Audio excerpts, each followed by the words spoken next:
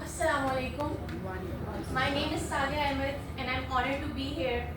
And before I start my conversation or speak with you guys, I would like to say कि मैंने इतनी सारी speeches अभी सुनी है मैं अभी तो I think अपने ex से निकली हूँ उस तरह की conversation तो नहीं कर सकूँगी but I will try my best कि जो मैं बात कर रही हूँ उसका जो यानी कि मैं क्या कहना चाह रही हूँ आप तक पहुँचे. So I am a nutritionist by profession and a passionate advocate for public health. I recently graduated from University of Lahore with a medal. So I have a journey that deepened my understanding of how food is not only a source of energy but a building block for human dignity, development and hope. When I say that, what I mean is कि जो nutrition है वो सिर्फ हमारी body को energy नहीं provide करती है बल्कि हमें ये डिग्निटी देती है. एक इंसान जो तंदुरुस्त होता है हम देखते हैं कि उसकी मेंटल हेल्थ भी अच्छी है और उसकी फिजिकल हेल्थ भी अच्छी है, उसका मूड भी अच्छा है. क्योंकि वो हेल्दी होता है, उसको कोई बीमारी नहीं होती है या फिर जो भी रीज़न है. और उसके बरक्स अगर कोई एक इंसान उसको अगर छोटी सी भी प्रॉब्लम है, फॉर एग्जाम्पल अगर हमारे कान में थोड़ा सा पेन है, हमारे फिंगर्स में पेन है, हमारा कोई नाखून टूट जाता है तो हमारा मूड ऑटोमेटिकली ख़राब हो जाता है. तो और उसी तरह से हम अपनी सोसाइटी को, अपने कंपेनियंस को रिएक्ट कर रहे होते हैं कि अगर हमसे कोई बात करते हैं नॉर्मल भी तो हम चिड़चिड़ा कर उसका जवाब देते हैं या फिर उस तरह से जवाब नहीं दे पाते, हम अपनी फुल कैपेसिटी में उसको बात नहीं कर पाते. I firmly believe that public health must be placed at the heart of policy making in Pakistan. Our nation cannot thrive unless every individual has the opportunity to live a healthy, nourished life. Today on World Health Day 2025, under the inspiring theme Healthy Beginnings, Hopeful Future, I wish to speak about an issue that lies at the foundation of health: nutrition.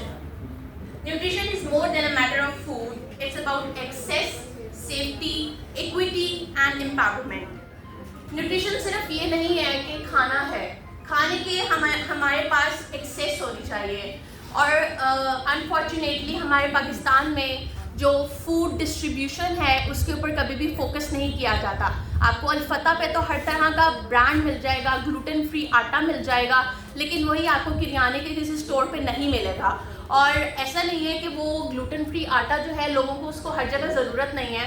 Coeliac disease एक disease होती है जिसके अंदर आपको basically आटे में एक protein होती है ग्लूटेन, उससे आपको एलर्जी होती है. जो लोग सीलिएक डिजीज़ होती है जिनको वो आटा नहीं खा सकते और वो लाइक आटा is a basic diet right, तो उसकी एक्सेस सबको होनी चाहिए. ये नहीं है कि ग्लूटेन फ्री आटा ही दे दिया जाए, उसकी अवेयरनेस होनी चाहिए कि ग्लूटेन फ्री आटा किस तरह आप घर में बना सकते हैं या उसके ऑल्टरनेटिव्स क्या हैं हमारे पास. क्या हम मूंग की दाल और दूसरी दालों को मिलाकर एक रोटी बनाकर खा सकते हैं, because that is the basic need of a coeliac disease person ना. तो we can not overlook the alarming statistics in Pakistan. Almost 4 in 10 children under 5 are stunted. Micronutrient deficiencies are widespread. हर बंदे को विटामिन डी की deficiency है. और because आज हम यहाँ पे बात कर रहे हैं सीनियर सिटीजन्स का या फिर दिलजमान लोगों का, तो उनके अंदर सबसे ज़्यादा जो यानी कि अलार्मिंग सिचुएशन वो है आर्थराइटिस. आर्थराइटिस होता है, बोन्स कमज़ोर हो जाती हैं, वो चल नहीं पाते, उनकी जो डेली रूटीन है, डेली लाइफ है वो बहुत ज़्यादा अफेक्ट हो रही होती है. मे बी हम अभी यंगस्टर्स इस चीज़ को फील ना कर पा रहे हो, बट आगे अगर हम जाएंगे और अगर हमें खुदा ना खासी चीज़ें फेस करनी पड़ती है तो हम शायद अंडरस्टैंड कर सकें कि कितनी बड़ी लाइक बीमारी है आर्थराइटिस. नॉन कम्युनिकेबल डिजीज़ के बारे में सर ने बात की थी, डॉक्टर साहब ने, कि बेसिकली नॉन कम्युनिकेबल डिजीज़ वो डिजीज़ हैं जो कि आगे नहीं कम्युनिकेट करके लाइक आपको हो जाती हैं, जिसमें obesity is the mother of all disease जैसे डॉक्टर साहब ने बात की थी. तो वो जो है वो कैसे होती है, पुअर डाइट्स होती हैं जिनकी वजह से ये सब कुछ हो रहा होता है. इसी के साथ हम बात अगर करें सस्टेनेबल डेवलपमेंटल गोल्स की, SDGs जिनको कहा जाता है, उनका बहुत ज़्यादा जो है ना एक सेंट्रल मिशन है. ये हमारे पॉलिसी मेकर्स को इसका पता होना चाहिए कि ये बेसिकली है क्या. SDG नंबर 2 है हमारे पास जिसके अंदर ज़ीरो हंगर है.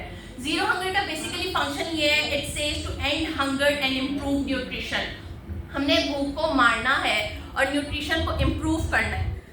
SDG number 3 is about good health and well-being, impossible to achieve without a nutritious diet, and it's just not about nutrition, it's about the mental health as well. SDG number 12, it says that responsible communication and production, because what we eat and how we produce, it impacts generation. यहाँ पे अगर हम बात करें agriculture की, अब वही वाली बात कि देसी है, देसी में क्या होता है, उसके अंदर हम कहते हैं कि एक्स्ट्रा कोई एलर्जेंस वगैरह के लिए या फिर किसी और चीज़ के लिए फोर्टिफिकेशन की जा रही है। जो हमारे देसी फूड्स होते हैं या ऑर्गेनिक फूड्स होते हैं उसके अंदर फोर्टिफिकेशन की जा रही है, जो कि नॉर्मल आटे में से जैसे अगर आयरन निकाल देते हैं या फिर दूसरे न्यूट्रिशियस कंपोनेंट्स निकाल लें तो उस चीज़ को हम इम्प्रूव करें और बेटर बनाएं। But nutrition without safety is incomplete. यहीं पे मैं साथ साथ बात करूँगी फूड सेफ्टी की। फूड सेफ्टी क्या होती है, हम ग्रोसरी स्टोर में जाते हैं, हम मीट भी ले लेते हैं, हम वेजिटेबल्स भी ले लेते हैं, हम फ्रूट्स भी ले लेते हैं, but we don't know that कि अगर हम ट्रॉली के अंदर मीट को और फ्रूट्स और वेजिटेबल्स को इकट्ठे रख देंगे तो उससे हमारी हेल्थ कितनी ज़्यादा जो है वो इम्पैक्ट होगी। बिकॉज मीट के अंदर ऐसे बैक्टीरिया होते हैं जो कि अनकुक्ड फूड के अंदर ट्रांसफ़र हो जाते हैं फ्रूट्स और वेजिटेबल्स में। फ्रूट्स और वेजिटेबल्स ऐसी चीज़ें जो कि हम अनकुक्ड खाते हैं, फ्रूट्स को हम पकाते तो नहीं है ना, यूजुअली हम उनको वैसे ही खाते हैं, तो वो जो जर्म्स होते हैं वो ट्रांसफ़र हो जाते हैं और जिसकी वजह से हमें बहुत ज़्यादा जो है हेल्थ इम्पैक्ट्स हो सकते हैं। Unsafe food leads to food borne diseases, hospitalisation and even life long complications. We must enforce strict hygiene, safety standards, educate vendors and communities on proper food handling. Make safe, nutritious food accessible in every household, especially for the vulnerable. As a nutritionist, I see firsthand how malnutrition isn't just about poverty, it's about priorities. We need public health awareness campaigns, school meal programs. हमारे school के अंदर food accessible होना चाहिए। ये नहीं कि समोसे पकौड़े और वो 10 रुपये वाला पापड़ मिल रहा है और हम अपने बच्चों को रोज़ाना 10 रुपये दे रहे हैं, अगर हम उनको खुद नहीं दे सकते कि जाके खा लेना। वी डोंट नो कि उसका कितना बहुत बड़ा इम्पैक्ट हो रहा है हमारे बच्चों की डाइट पे, और वही एक विशियस साइकिल चल जाता है। विशियस साइकिल इज जब बच्चा पैदा होता है, अगर उसमें वो कमज़ोरी है, अगर उसको एडल्टहुड में या फिर उसको उसकी यंगर एज में ना ट्रीट किया जाए तो उसकी ओल्डर एज में जाती है। और इफ़ इट्स अ विमेन तो हमने बच्चे पैदा करते हैं, अगर हमारे अंदर कोई कमज़ोरी है तो वो हमारे बच्चों में ट्रांसफ़र होगी और अल्टीमेटली ये साइकिल चलता रहेगा और चलता रहेगा और हमारा मुआशरा कभी भी तरक्की नहीं कर पाएगा। We have to support for local agriculture and traditional foods. Nutrition policies होनी चाहिए that are inclusive and intersectional. ये नहीं कि सिर्फ DHA और अस्करी के वाले लोगों के लिए एक्सेसिबिलिटी हो, ये पॉलिसीज़ ऐसी बनानी चाहिए कि अगर कोई बंदा कहीं छोटी जगह पे भी है तो वो उसको एक्सेसिबल हो। Let's unite public and private sectors, educators, policymakers, civil society to make nutrition a national priority. Let us build a Pakistan where food is not a privilege but a right, safe, nourishing and available for all. Because a healthy beginning is the seed for a hopeful future. Thank you so much. Jazakallah.